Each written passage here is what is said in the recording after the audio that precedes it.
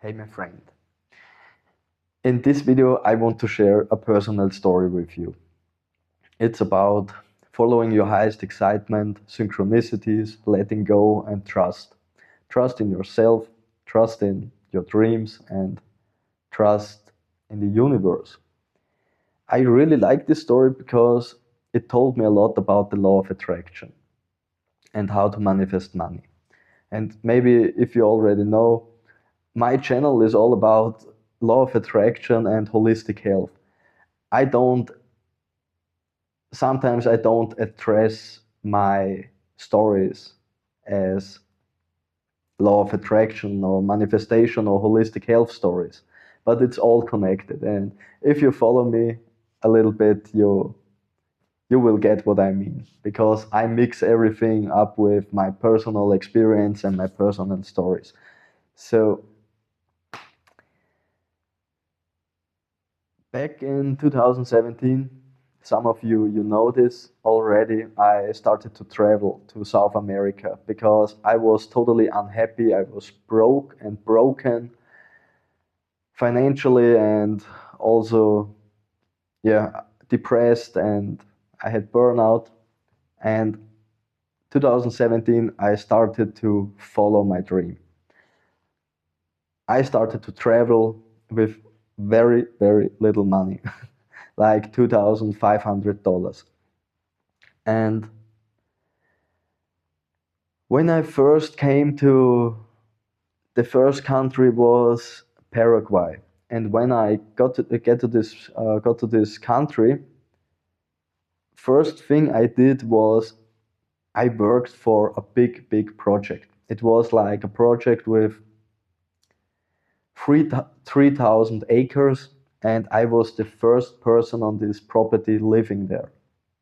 And we imported a lot of machines, excavators, and bought big trucks and to move the earth around to build streets and a canalization and to dry up the land where we wanted to build hotels and a city. We wanted to build a city for over 8,000 people.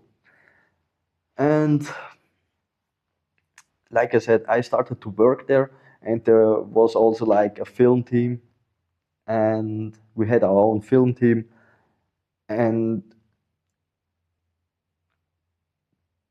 this film team made promotion work for our investors and new investors, and they made YouTube videos, and I joined it. I promoted this project in some YouTube videos, and I didn't know what will came out of it, which effect it will have on myself and my future. The thing is,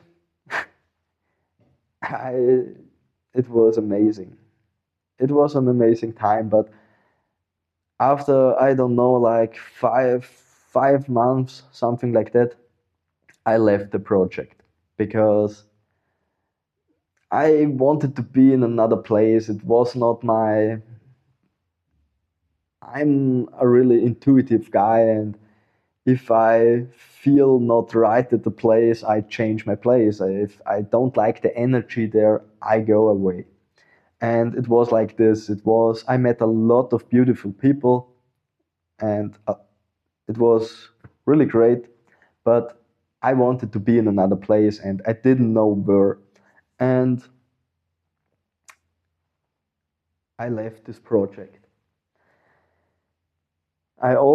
Already told in some other videos about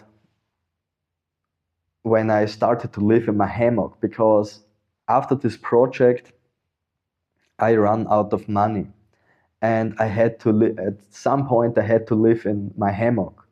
I found a piece of land which had just 10 cows on it, something like that, 10 cows, and there was literally no shade on it. It was grassland and a few trees, and it had like 10 acres. And I got the permission to make my camp there. I had my hammock between two trees and a tarp over it and my fireplace, and there was a water hole, a water hole for the cows to drink, and I also used it to wash myself. I couldn't drink it, it was dirty. So I started to connect with the neighbors and I started to work with them in the fields and stuff like that. We did farm work, and still I was thinking about how can I make money. I love camping, but I want to have my own home. I want to buy my own stuff, and yeah, it's not so fun living totally without money. You can do it for a period of time or for a longer time, but if you want to have a family, you need to provide and you also will need some money. So I was thinking like that, and at some point I surrendered. I like I gave up, not in a negative sense, but I let go of it. I let go of my big dreams. I let go of my wish for money because I got to this point. Sometimes you cannot think your way out of a problem with logic. Sometimes it's not possible, especially if you have big dreams. Sometimes it's not possible with logic to explain how to reach your dream, your goal, or whatever. Some people they do it in a logical way, but and they work really hard and this and that, and they try to manipulate stuff and whatever. And but it's not my way. So I couldn't think my way out of it. So I started to do just what I loved. I worked a little bit with my neighbors to do the farm work because I did it in exchange for food and for clean water. And I had a lot of time left. So with my time left, I started to work with clay on this piece of land because I have a really deep passion for clay houses. I grew up in a clay house, in a very beautiful clay house in Austria. This clay house where I grew up, it was like 300 years old, or nearly 300 years old. Each and every brick, each and every single brick had the ceiling, the emblem of our emperor, of our kingdom back in the days. So a very special house. There are not many houses left like this. And we found out when we did renovation work, we made new windows and new doors, and we we didn't smash the bricks. We took every single brick by hand out of the wall, and and we we put it on pallets and we cleaned it and we preserved it. We tried to keep them as good as possible, and then we sold them. There was a guy paying a lot of money for these bricks because he wanted to build a tunnel for his wine. He made wine, and yeah, these wine tunnels where they keep the barrels and where they met to drink, they are very fancy and very expensive, and they're looking for special bricks and stuff like that with history. So I fall in love with clay because clay houses they have the most healthy climate inside of them without toxic painting stuff, and yeah, it's a very healthy environment. And one day on this piece of land, I recognized this land is full of beautiful clay, and I started to dig holes.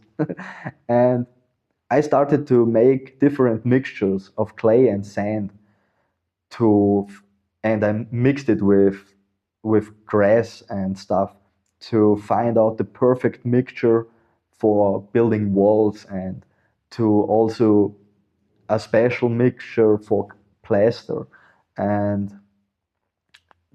a special mixture for bricks and stuff like that. So I played around. I was not focused on making money or stuff like that. I just wanted to play, I just wanted to learn and to do what I like. And I also told my neighbors, please save some bottles for me. If you come across some beautiful bottles with different colors, blue bottles, green bottles, and stuff like that, please save it for me. And I had like 10 neighbors. They started to save beautiful, different shaped bottles, different colors, and they also cleaned it for me. And in exchange, I worked a little bit for them. And when my mixture got better and better, I started to I I wanted to make a little project. I wanted to build a clay tipi, like a clay tent, and it was like 3 meters high and 2 meter, 2 meter 50 or 3 meters in diameter. And I made a structure out of bamboo, and I started to cover it with my clay mixture, and I used different mixtures on different parts on the tipi, just for to experiment and to know, like I said, which mixture works the best. And I also used this colorful bottles to make windows and to bring in light, but beautiful light, which had the light of the color of the bottle. It was really magical. It was beautiful. I absolutely loved this project. And my neighbors, they started to look at me as a completely crazy guy. They thought, what the hell am I doing? Because it was really hard work. I did it just with my hands and with a shovel and a machete. I spent so much effort and time, months. I worked months on it.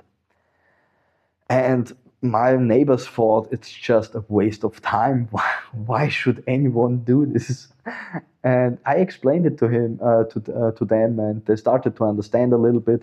And when I finished my project, my neighbors would visit me, and they wanted to go inside of the tipi and stuff like that.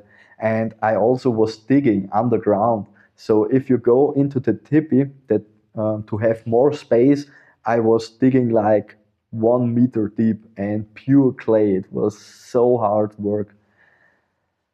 And outside of the tipi, there was nearly no shade on this property, and we had like in the sun we had like over 50 degrees Celsius. That's so fucking hot. I was melting. I was melting each and every day. And inside the tipi, it was the perfect climate. It was so beautiful. And the energy inside of it, I cannot explain, I cannot describe. It was so beautiful. It was magical. Also, the people, my neighbors who got inside of the tipis, I started to cry, and they absolutely loved it because they are very sensitive, still very sensitive to energies. And they also told me that's amazing what you did, and they got very interested in this topic because it's also the natural. They still make clay bricks and stuff like that because they have not no big industry in Paraguay. So that was this project. And one day I was sitting with my neighbors sharing some tea. We were drinking tea, and I started to notice, um, my neighbor had a big property with 40 acres, and we noticed a car a pickup truck was coming um, towards us, and nobody knew this pickup truck. And normally in this small community, you know all the people. So we were really excited. Who is this? And this truck came to us, and a guy was walking towards us, and he looked at me and he told me, "I'm searching for you. I'm in the middle of nowhere in South America, in Paraguay." And I didn't knew this person. And I thought, what the heck is, why is someone searching for me? I have nothing, I do nothing, I just work on the farm. What the heck is going on? And it was a guy from Europe. And he told me he know me and he's searching for me. And I asked him, why do you know me? Why are you searching for me? I saw you on YouTube. I saw you in a video. And I couldn't wrap my head around. I was totally blown away. I couldn't understand. And he told me it was a video, a promotion video from this big project which I worked for. And he told me he was really inspired by me, the first guy on this big property, and he just come to South America because of me. He wanted to join this project, and then they told him that I left the project. So he also left the project and he bought a property uh, not so far away from where I lived at this moment. And he told me he needs my help. He needs my help. And I asked him, what do you need? What should I do for you? And he told me he bought this property. It was mostly forest, and he didn't know exactly how big it was. He had a plan. It says it's like 10 acres, but he couldn't. There was no borders, no edges, because everything was overgrown, and he didn't know where the borders of his property were. And he asked me if I could help him to find, or if I could do it for him, to find the edges and to mark it. And I started to help him. I cleared out the edges, and so that he has the exact measurement, that he can build a fence, for example. And I noticed this property was really beautiful. There was a spring inside the woods, inside the forest. And I told him, "Hey man, you have such an amazing property. You have to, it would be nice to make some paths to the spring that you can enjoy the spring." And I told him I would make a natural pool. I could make a natural pool to go for a swim there, because it was just a little spring. And he totally fall in love with it. And it's one of my, also a passion of mine. I consider myself as a forest architect. I plant trees and I clear properties, I clear forests out, and to to make the most beautiful parts of the forest accessible and to enjoy them. And he totally agreed. He said, "Please do it for me." And I did it. I made a lot of paths, and I started to make like a natural pool from the spring.